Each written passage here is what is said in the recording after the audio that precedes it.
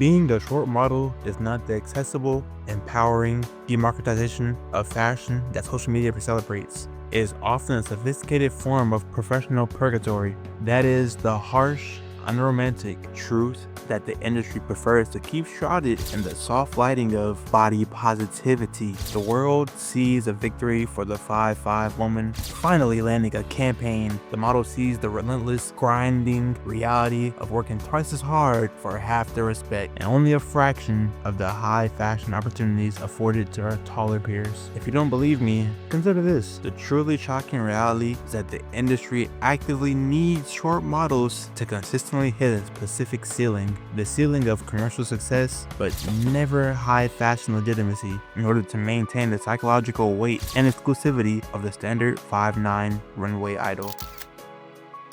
So, why do people cling so desperately to the narrative that the short model has made it? The misconception is rooted in the digital revolution. In the age of Instagram and TikTok, the gates of fashion appear to have collapsed in a way. Influencers, many of whom are sub 5'8", are landing major brand collaborations. Retailers are loudly advertising the diversity of their models. The visibility creates a powerful but deceptive public relations shield. The consumer, bombarded with images of models who look more like real people, assumes the power dynamic has shifted. They believe that a 5'6" model with an agency contract has achieved true professional parity with her 5'11" counterpart. But this belief is fatally flawed because it mistakes accessibility for authority and commercial viability for editorial power. While the short model now dominates the e-commerce sector, the realm of high-level editorial, luxury couture, and the most prestigious campaigns remains fiercely guarded by height requirements that are not based on physical necessity but on historical tradition and the psychological conditioning of exclusivity. The short model is welcomed into the parlor, but she is never given the key to the main house. And this structural discrimination is the ugly truth that the mainstream narrative actively obfuscates. The core, harsh reality of the short model's existence is that her very categorization is a deliberate structural trap designed to cap her potential. We must stop viewing short model as merely a descriptor and start seeing it as a financial and professional limitation applied at the agency level. The moment a model is signed and measured below the standard threshold, which is usually between 5'8" or 5'9", she's usually automatically funneled into the commercial or lifestyle division, irrespective of her facial structure, posing ability, or runway walk. This is where that ceiling is built. The money is compartmentalized high fashion. The campaigns that build generational wealth, global recognition, and lasting legacies pays exceptionally more and demands height because its sample sizes are sacred. A short model might book dozens of catalog jobs for $500 an hour. The tall model, though, uses one 5-figure runway show or a single 6-figure beauty contract to clear the same annual income, while simultaneously gaining the prestige that opens even bigger doors. The short model is perpetually stuck in the volume game, a constant hustle that burns out careers a lot faster. So for a short model to compete with an average looking tall model, she must be utterly flawless in every other metric. Her skin,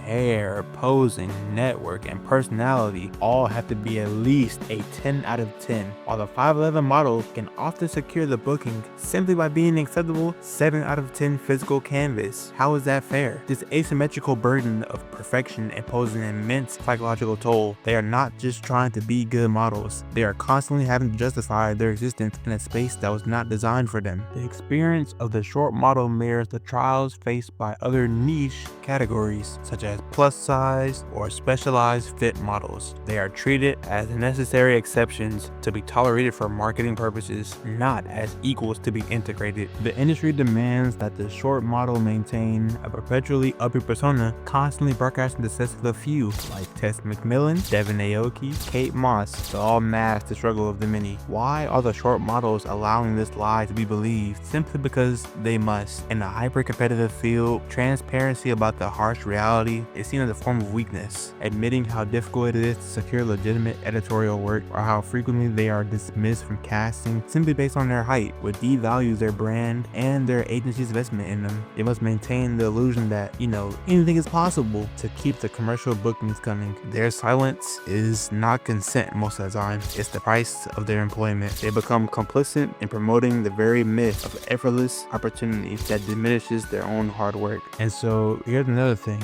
A short model must accept going to maybe hundreds of castings knowing that 90% of them are not going to work out. This goes beyond standard rejection. It is common for casting directors for high-end or even upper mid-tier campaigns to simply not look up from their desk when the short model steps forward. The decision is often made purely on height upon entry, regardless of the portfolio quality. This is not subjective taste, it's systemic filtering. The sheer volume of professional dismissal required to sustain a career is psychologically devastating. So the next thing I want to go over is the model kit. Being able to fit into the standard simple sizes, which is usually a US 2 or 4 built for a height of 5'9" plus, is the ultimate model kit. When samples are run on a short model, they look disproportionate, necessitating more complex tailoring, which adds cost and time to the client. This operational hurdle makes a short model less efficient and therefore, in the eyes of many frugal brands, less desirable than a tall model who can slip into the garment instantly. This is why even when a short model does get booked, the work is often relegated to detailed shots or specific commercial product rather than a full body high impact imagery. So to bring me to my next point, the agency investment deficit agencies operate on a calculated risk. So what that means is they invest limited resources like developing time, test shoot, international placement into models they believe will yield high returns. So a 5'11" teenager with potential is a lottery ticket. That's easy, free money. But a 5'6" flawless model is reliably profitable, but also inherently capped revenue stream. The agency will prioritize the tall model's career growth because she can cross over into the lucrative European market and high fashion runways, while the short model is often left to manage her own local commercial hustle with minimal strategic input. So with all this being said, the story of the short model is not one of triumph over adversity, but a sobering illustration of how rapidly an exclusionary industry can commodify and control the very concept of inclusion. The harsh reality is that the short model is trapped in a perpetual state of having to prove she deserves to be paid for her talent, while her taller peers are often simply paid for their height. Her struggle exposes the deep hypocrisy at the heart of modern fashion, a willingness to accept visual diversity for marketing appeal, so long as the diversity never threatens the economic hierarchy maintained by arbitrary physical standards. So before we celebrate the next short model on a magazine cover, which is always the exception and is not the rule, we must first acknowledge the grinding, invisible labor, psychological toll, and the systematic economic disadvantages that characterize the daily reality of those trying to forge a legitimate career within a system designed to keep them small. The fight for the short model is not just a fight for inches, it is a battle for fundamental economic equality and professional respect in a world defined by inches.